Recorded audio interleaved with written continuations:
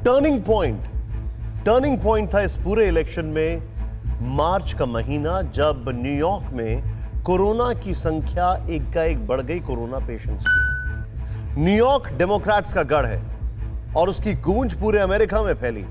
और फिर जब डोनाल्ड ट्रंप चुनावों से ठीक पहले खुद कोरोना से परेशान हुए, उनका परिवार परेशान हुआ, तो फिर एक और टर्निंग पॉइंट था। वो था बराक ओबामा की फिलाडेल्फिया की रैली, जिसमें उन्होंने कहा अगर अमेरिकन प्रेसिडेंट खुद को नहीं बचा सकते तो हमें क्या बचाएंगे। क्योंकि मार्च से पहले डोनाल्ड ट्रंप को कोई हराने की सोच भी नहीं सकता था। अमेरिकी चुनाव के नतीजों और रुझानों से लगता है कि व्हाइट हाउस के लिए जो बाइडेन का रास्ता लगभग साफ हो गया है। अब पूरी दुनिया की नजर इस बात पर है कि बाइडेन राष्ट्रपति बने तो आने वाले दिनों में क्या बड़े फैसले लेंगे। खासकर निगाहें उन फैसलों पर होंगी जिनका असर जियोपॉलिटिक्स पर होगा, जिनसे वैश्विक समीकरण में बदलाव आएगा, जैसे कि चीन और यूरोप के साथ अमेरिका के रिश्ते में क्या परिवर्तन आएगा। यूरोप में आतंकवाद के ऊपर क्या कोई ग्लोबल अलायंस बनेगा। कारोबार में एग्रेसिव टैरिफ को लेकर उनका क्या रुख होगा। क्या नेटो, आईएमएफ और डब्ल्यूटीओ जैसे वैश्विक संस्थानों को लेकर डोनाल्ड ट्रंप की नीति बाइडेन पलट देंगे। क्या ओबामा केयर वापस आएगा। चुनाव का फाइनल स्कोर आने से पहले बाइडेन ने पेरिस पर्यावरण समझौते को लेकर ट्रंप प्रशासन के फैसले को बदलने का ऐलान कर भी दिया है।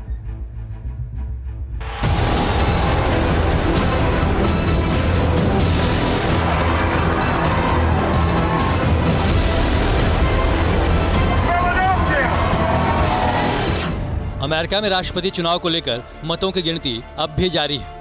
डेमोक्रेट उम्मीदवार जो बाइडेन जीत के बेहद करीब पहुंच चुके हैं, लेकिन विजय से पहले उन्होंने अपने इरादों को साफ कर दिया है। ट्विटर पर बाइडेन ने ऐलान किया कि जीत हुई तो 77 दिनों के अंदर अमेरिका एक बार फिर पेरिस जलवायु समझौते से जुड़ेगा, जबकि ट्रंप प्रशासन इस डील को खत्म कर चुका है। प्रक्रिया बुधवार को ही पूरी हुई है। ट्रंप प्रशासन की दलील थी कि क्लाइमेट चेंज के लिए सबसे अधिक धनराशि अमेरिका देता है, जबकि पर्यावरण को सबसे ज़्यादा नुकसान चीन और भारत पहुंचा रहे हैं। इसलिए दोनों देशों का योगदान अमेरिका जितना होना चाहिए। हालांकि आंकड़ों के मुताबिक अमेरिका भारत और चीन से कहीं ज़्यादा प्रदूषण फैलाता है। बहरहाल बराक ओबामा के शासन में शुरू हुए जिस समझौते को ट्रंप ने तोड़ दिया, बाइडेन राष्ट्रपति बनने पर उससे दोबारा जोड़ने का ऐलान कर चुके हैं। इसके अलावा जो बाइडेन अंतर्राष्ट्रीय संस्थानों से अमेरिका के संबंध सुधारने का भरोसा दे चुके हैं। कोरोना महामारी के बाद ट्रंप प्रशासन ने WHO की सदस्यता छोड़ दी थी। विश्व स्वास्थ्य संगठन को दी जाने वाली आर्थिक सहायता बंद कर दी। उम्मीद है बाइडेन अगर राष्ट्रपति बने तो पेरिस समझौते की तरह WHO से भी दोबारा जोड़ने का ऐलान करेंगे। उम्मीद ये भी है कि ट्रेड और टैरिफ को लेकर बाइडेन बतौर राष्ट्रपति WTO रिफॉर्म में सहयोग करेंगे। ट्रंप प्रशासन में यूरोप के देशों के साथ अमेरिका के संबंध अपने सबसे बुरे दौर में पहुंच गए। नेटो जैसे संगठन की ट्रंप ने खुलेआम आलोचना शुरू कर उसे गैर जरूरी बताया। संगठन से अमेरिका के बाहर निकलने की धमकी भी दी। लेकिन जो बाइडेन मित्र देशों से रिश्ते बेहतर करने का वादा चुनावी कैंपेन में कर चुके हैं। यही वजह है कि बाइडेन के विजयी होने पर उनके स्वागत में नेटो ने मार्च में समिट का संकेत दिया है। बाइडेन के राष्ट्रपति बनने पर अमेरिका ईरान तनाव भी कम होने की संभावना है। ईरान पर डेमोक्रेट उम्मीदवार अपना रुख पहले ही जाहिर कर चुके हैं। बताया जा रहा है कि ओबामा के शासनकाल में ईरान से किए गए परमाणु समझौते को बाइडेन फिर बहाल कर सकते हैं। ट्रंप सरकार में ईरान पर लगी पाबंदियों को कम कर सकते हैं।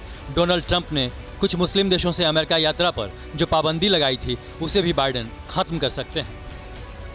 20 जनवरी 2021 को अगर बाइडेन अमेरिका के 46वें राष्ट्रपति की शपथ लेते हैं तो उनकी सबसे बड़ी चुनौती होगी विस्तारवादी चीन पर नकेल कसना।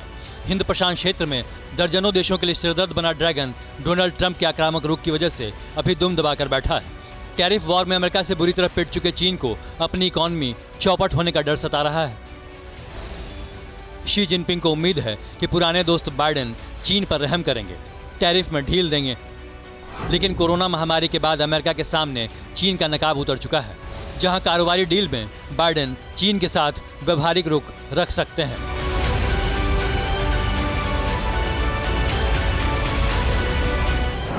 समंदर में चीन की दादागिरी पर काबू करने की अमेरिकी पहल में बाइडेन के नेतृत्व में कोई बदलाव की गुंजाइश नजर नहीं आती। विश्व शांति के लिए ड्रैगन को अपनी चाल और चरित्र हर हाल में बदलना ही होगा। परवाह देश की, सोमवार से शुक्रवार रात 10 बजे TV9 भारतवर्ष पर।